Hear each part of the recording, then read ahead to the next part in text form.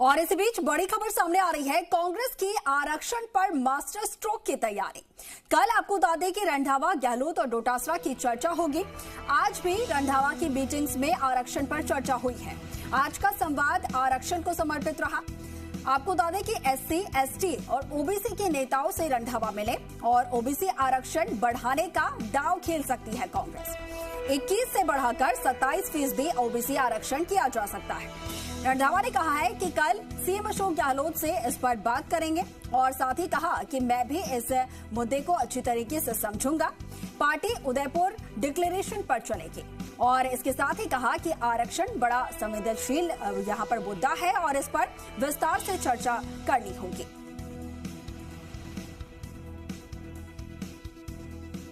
और इस खबर पर ज्यादा जानकारी के साथ सहयोगी शशि शर्मा हमारे साथ फोनलाइन पर जुड़े हैं। शशि, अब कांग्रेस की तरफ से एक और मास्टर स्ट्रोक की तैयारी की जा रही है, हो सकता है आरक्षण पर, क्योंकि बताया जा रहा है कि कल अहम बैठक होने जा रही है। सीएम के साथ भी पीसीसी चीफ भी मौजूद रहेंगे।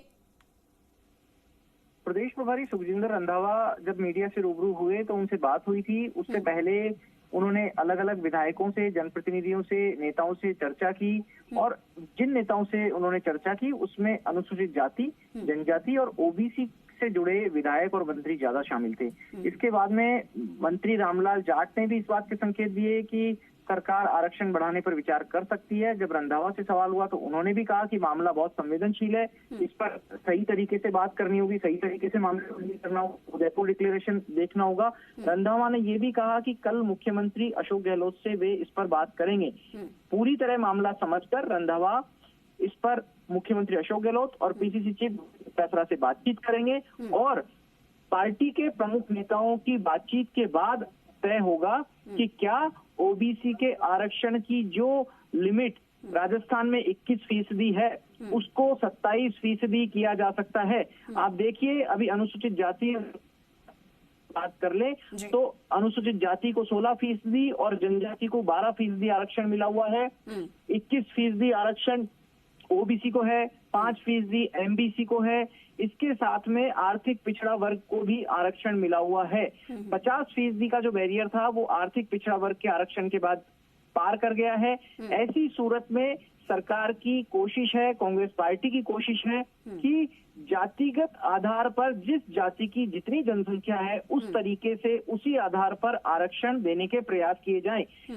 मंत्री जाट ने कहा कि राज्य सरकार अपने संसाधनों से आरक्षण देगी। हालांकि एक अलग पहलू ये है कि जब सरकारी सेवाओं में या राजनीति में आरक्षण दिया जाता है तो राज्य के संसाधनों व्यवस्था होती है, आरक्षण का सेग्रीगेशन करना होता है, उसका बंटवारा करना होता है। लेकिन यह चुनावी रणनीति के लिहाज से सरकार का एक मास्टर स्ट्रोक हो सकता है, ऐसा माना जाता है। एक मोटे आकलन के मुताबिक सबसे ज्यादा अगर किसी एक वर्ग की जनसंख्या देखी जाए तो वह ओबीसी वर्ग हो सकता है।